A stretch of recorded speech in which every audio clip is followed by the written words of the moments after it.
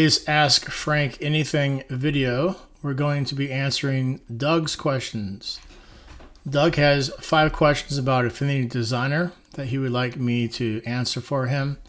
And so here is a video. The 5 questions are here in front of us. Number 1, how can he generate shapes and manipulate them? Number 2, how can he fill those shapes with solid colors and or gradients? 3, how can he create a background fill, either a solid color or from a photo? Number 4, how can he overlay his document with a photo from his desktop? And number 5, how can he save the document for additional adjustments? Okay, so we will be referring back to these 5 questions every time we finish one question. So we're going to start with the first one. How can I generate shapes and manipulate them? Okay, so let's go to Affinity Designer. This is Affinity Designer 1. So we're going to create a new document. And I like square documents, so we're going to come up here to where it says web, and then right here. And then we're going to come down to social media square post. And I always do, over here in the layout, I always do 300 DPI. And I like the transparent background. So make sure this is checked here. And then press create. All right, there it is. His first question is, how can he generate shapes and manipulate them? Well, how you do it is that you use the shape tool. So come over here to the tools panel on the left-hand side. I have 2 columns. The reason why I have 2 columns is because it has my my 2 colors here at the bottom. If it had just one column, this is not here, but we'll show you how to do that in another video. So he wants to know how we can generate a shape and then how we can manipulate it. All right, so use the shape tool. We're going to click on the rectangle tool and click and drag it onto our document. And then we'll do another tool, shape tool. See this triangle tool on the left-hand side? Underneath it, it's a small little triangle. This means that there are additional shape tools attached to it. So you click and hold on to it. And let's come down here to the cog tool. Okay. And then we're going to click and drag a cog onto our document. All right. So that's how you generate shapes. Second one is, how do you manipulate them? Well, there are several ways of doing it. First of all, there are these outside nodes, these 8 blue nodes that surround it, right? You can click on one and drag it, make it bigger, smaller, okay? The top white node, you can click it and drag it, and it turns it, all right?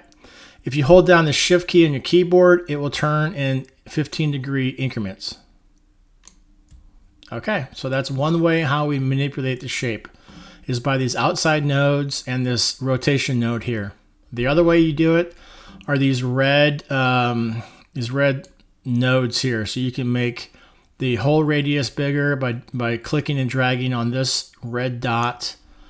You can come up here and click on the inner radius, and you can make it bigger and smaller. All right. And there's also these other 3 here. All of the options to manipulate your shapes are in the contextual toolbar, which is, follow my cursor right up here. The fill, stroke, how many teeth. See, you can change the number of teeth. See how it changes our shape? You can change the inner radius, the whole radius, the to size, notch size, curvature. All right, and all of those options here, inner radius over to curvature, that's these little red lines here. So you can manipulate this and watch how the curvature changes. See that on the contextual toolbar? All right, there you go. Now let's click on the rectangle tool, rectangle shape here. And you can't do too many things with this shape because it's just a square, right? You can use the nodes here to resize it. You can use the rotational node to rotate it. Hold down shift to make it, turn in increments. So it's exactly a rotation of 0.0 degrees because I'm holding down the shift key. If you don't hold down the shift key, it's kind of hard to get to 0.0. It takes a while. There you go. Okay, that's how you manipulate them. The rectangle tool, also the shape here that we're on right now, you go up to the contextual toolbar. There's not that many options. So you can do like the corner right here, and you can change the corner to rounded or straight or concave or cutout. It looks cool. You can use the red thing here to make the corner look different. Same thing here. You can use this slider to do the same thing. When we can, we always use this thing here, this red node here, just because it gives us more control. Okay, so that answers the first one. How can you make shapes, generate shapes, and manipulate them? So the first question is answered. Second question, how can I fill those shapes with solid colors and or gradients? Okay, another good question. Let's look on the layers panel over here. We have the rectangle and we have the cog. When we select one of these layers, that means that the shape on the document is selected. You know an object is selected when it's surrounded by these 8 blue nodes. Okay, so the cog is now the cog layer is selected, and in the document, the cog is surrounded by those 8 nodes. Okay, how do you change the color? You just come up here to the color studio. Currently, we have it in boxes, but we want wheel. So to get to the wheel, make sure you click on the color panel, color tab here, and click on the color menu. This is a menu icon for all of these. Okay, so click on the menu and you can choose wheel. Before we had it on boxes. With boxes, I don't like the boxes so much. The wheel I like. All right, and because the layer is selected, the rectangle layer is selected, all we gotta do is choose a color, and our object, our shape will be colored that color. So we're on red right now. This outside are the different hues, right? And we can change the tint. That means make the color lighter towards white by using this inside slider here towards white. Or we can work on it. We can increase its shade, which means moving the red color towards black, make it darker, right? And then right in the middle here is gray. This is black at the top, and this is white down here. Okay, so that's how we change the color. So now let's change the color of the cog tool. First, we need to click on the cog tool and shapes layer. So it's active and it's highlighted, and then just change the color. Let's change it to bluish orange. And let's make the shade increase to a darker, no, it's not so nice looking. I'll make it lighter. That's okay. All right. So the second part of the question is, how do you make a gradient? Okay. So the cog tool is selected. We'll come over here to the tool panel on the left-hand side, and we're going to click on the fill tool right here. And then with the cog tool selected in the layer, make sure you have the right layer selected.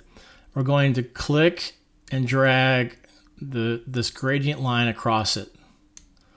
And I'm going to zoom into this shape. All right, so this gradient line has 2 nodes. One node is here, and you can tell that this right one is bigger than the left one. See how it's bigger? And I'll click on the left one, and now you can see that the left node is bigger than the right one. That just means that this node is selected, and we're going to change this node's color. So we change the color the same way that we change the shape. We just come over here to the color studio, and we'll choose red. We'll make it full red. All right, and now we're going to click on the other gradient node over here, and let's make that blue and full saturation, kind of cyan. Oh, that blue looks nice. Okay, very good. Now let's go to the rectangle tool, and we'll make that have a gradient too. So you click here and you drag across, and nothing happens. Huh. I want you to look at the layers panel, and I want you to look at the document. Can you tell me why nothing happened when I clicked on the rectangle shape? If you guessed that the cog shape is still selected and not the rectangle, you are correct. In order to change the color or the gradient of a shape, we need to make sure that that shape's layer is active. So we click on the rectangle layer, and now we can do a gradient across the red. And that's how we can add a gradient to the red. And just like with the cog, you click on this node here, it's already larger than the left side, and you can change it to, let's change it to magenta or pink, and the other side will make it yellow. There you go. So that's how you add colors, and that's how you add a gradient to your shape. Next one, how can I create a background fill? Either solid color or from a photo. We're going to do both. Okay, background fill. Let's press Command or Control 0 to center our document on our screen. And the way we do this is we want to click down here below the layers so that no layer is selected. You can also press the Escape key on your keyboard. Okay. Now we're going to do another rectangle shape, and we're going to come over to rectangle shape, and we're going to click and drag it all the way across the document. All right. Now so let's look at the layers panel. The new rectangle shape is at the top of the layers panel. That's because no layer was selected and we created a new layer, and new layers always go to the top, right? And the reason it has this gradient color is because it's the same gradient color that the last thing that we colored, right? So the rectangle down here, the lower level, the lower layer is the same as the rectangle that we just created. All right, but let's make this one black. And the way you make it black is you just move this inner node up. Okay? And then if we want to make this what's this question? I think it's how can I create a background fill? All right, so we just click and drag it to the bottom of the layers panel. And there you go. And now it's a background fill. And let's rename this background fill. Double click here and rename it background. And we're going to put it black. Press return on the keyboard. There you go. Now, what we want to do, because it's a background fill and we don't want to move it around anymore, this rectangle shape, you want to right click on it and you want to lock it. That way we can't move this shape anymore. It is our background. All right. Second question is either a solid color or from a photo. Okay, so when we want to add a photo to a document, we can use the stock option here in Affinity Photo. Currently, the stock tab is not here, so we need to add it to the screen. All right, so to do that, you come up here to View, and you come down to Studio, and you come over to Stock, and you click it one time. And this is the stock panel. And now you want to click and drag this over here. And you'll see what happens. So you click over here, right there. Okay, now it's part of your layers panel here, your studios. And we want Pixabay. There's Pixabay and Pexels. I prefer Pixabay. And you type in what you want to look for here. And we're going to just do sunset. And press return. And I really like this sunset here.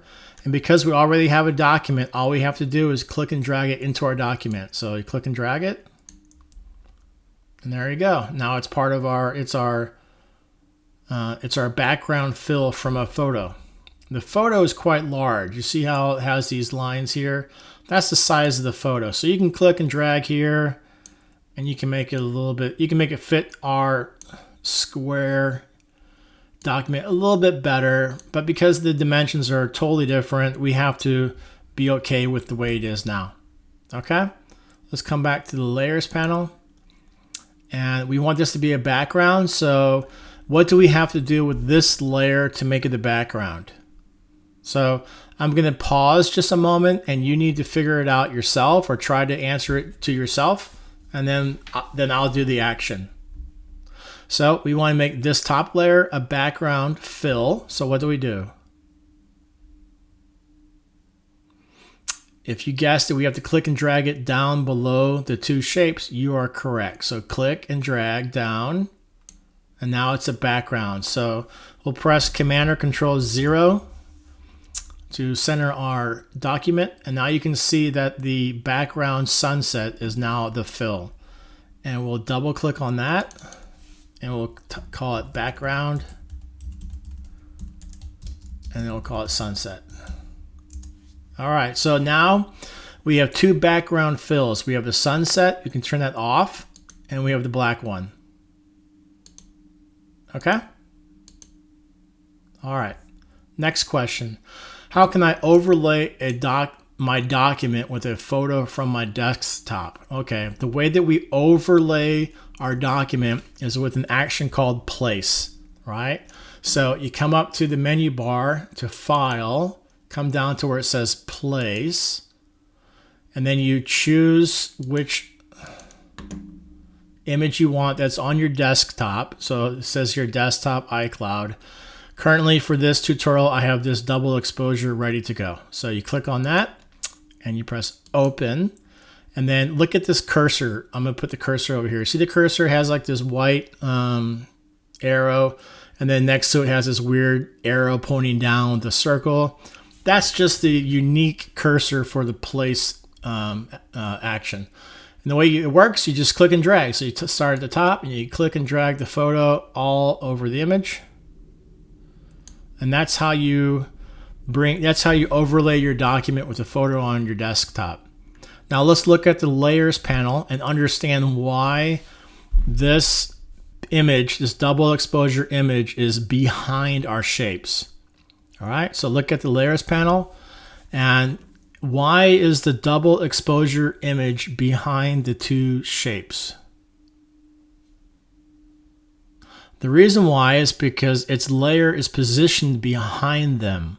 Overlay normally means above. So all we got to do is click and drag this layer above the other two shape layers. There you go. So that's how you overlay your document. Now what you could do with an overlay that's creative is that you can change the opacity to like 25%. We'll lower this down to 25%. So that's kind of creative. So then you see the overlaid image with your two images, with your two shapes. That's kind of creative. We're gonna change it back. We'll just leave it there. Okay. Last question is, how do you save the document images for additional adjustments? What you do is that you come up to the File menu bar, File, Save As. And then we're going to name, because this is Doug's, these are Doug's questions, we're just going to put for Doug. And the most important part is you have to make sure that the file type is AF Design, and then press Save. Now, let's get rid of this picture and press File, Close, or use a shortcut, which you need to learn is Command or Control W. So click here. And now it's gone. Now let's open it. Go up to the File, Open, or Command or Control O. And now we want to find the picture that we just saved that was for Doug. Press Open. And here it is again. Because the file was the AF Design, all of the layers are saved. So if you want, you can come back, and his question was, how can you save the documents for additional adjustments? So let's come back and we'll click on the top one, the image that we added, that we placed on top of the document, and you can make it invisible. Pretty cool, huh? Okay, so that answers all 5 questions. Now, what I'm going to do now is that I'm going to explain how to do all of these steps again, but in a much faster way, so that those of you who are more experienced, you don't have to listen to the first part of this video. You can just start your video at this point right now. So what I'm going to do is that I'm going to press Command or Control W to get rid of this, and we're going to start over again. If you do not want to watch the second part of this video, go ahead and stop watching the video, and thank you very much for your attention. But if you do want to watch how we do this faster, I'm just going to run right through this real fast, okay? All right, we press Command or Control N for new. Social media square posts, that change the DPI to 300. You don't have to do 300. I prefer 300. 300. And you want a transparent background, press Create. There it is. And then we want to create a shape. Come over here to the tools. This time let's do a rounded rectangle. Put it on there. And this time we'll do a star. And you draw out a star. Okay, let's change the color to red. Come over to the colors panel. Click on red. Now let's click on the rounded rectangle layer here. Let's change that to pink or magenta. There you go. Now let's add a gradient to the rounded rectangle. Come over to the tools and click on the fill tool and click and drag a gradient across. The gradient has these two nodes here. So this node here is active, so we can change that node to red. And the other one, we'll click on it and we'll change that to green. There you go. Now, in order to change the gradient on the star, we'll make sure that we click on the star layer and we drag a gradient across. And this gradients don't have to be horizontal. This one's active, so we'll make this one yellow and the full yellow. And the other one, we'll click on it and we'll make that blue. There you go. So that answers the first question and the second one. The third one is how to create a background fill from a solid color. Again, we just click on the bottom down here or press Escape on your keyboard to deselect all the layers. Come over here to the rectangle tool, click and drag a rectangle over the entire document. Move the rectangle layer to the bottom, and we're going to change that color to black. So we just move this inside node to black. There you go. Because it's a background fill, we want to lock it. So you right click on it and you click lock. Second part of the question is from a photo. We use the stock photos. If you don't want to use stock photos, you can also upload a new document, but we're not going to show you how to do that on this tutorial. We'll show that on the next tutorial. So we can come over here to stocks and let's do, I don't know, horse. Horses are pretty. All right, this is a nice horse right here. We can click and drag it onto our document. The horse image is too big, so you want to zoom out a little bit. And these nodes here, you want to shrink them down and fit the horse in the middle of the picture.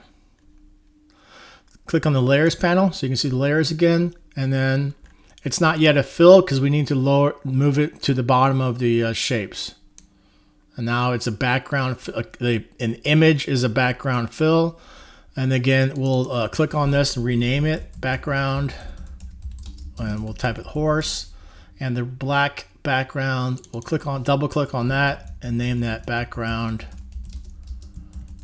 black. Okay, there you go. And then the last one is, the fourth one is how can you overlay the document with the photo from the desktop? We use the place option. Menu bar, file, place, select your image. We'll just use the same double exposure image. And then starting at the top left corner, you click and drag over your image and you place it. And again, we made a mistake. We didn't deselect all of our layers. So let's undo that move. To do that, press Command or Control Z, and that will undo your last action. Or because this image layer is selected, we can also click on this trash can icon down here on the icons bar. So let's press Command or Control Z to get rid of that. Okay. And now let's add the image from the desktop. Let's click on this layer, this area down here to deselect all the layers. And now we'll add the image. Menu bar, file, place, double exposure, open, click and drag, and there it's added. And again, you can change the opacity down to 25% if you want. There you go. Okay. Now the last question is, how do you save the document images for additional adjustments? All right. So then you come up to the file, the menu bar, file, save as. You make sure that the file type is AF design. You name it whatever you want. We'll just call it horse. Press return. Now it's saved. Now we want to get rid of our current document. So you press Command or Control W, that gets rid of it. Now we want to open up a new document. So Command or Control O. Sorry. Yeah, Command or Control O. I was thinking Command or Control New, but Command or Control O. And then we'll click on our horse document. Press Open. Because the document was an AF file, we can now manipulate this image further by turning different layers off and on. Okay, Doug, that answers all of your questions. I hope you liked the video. And if you have more questions, please just send me an email and I'll be happy to answer them for you. All right, thank you.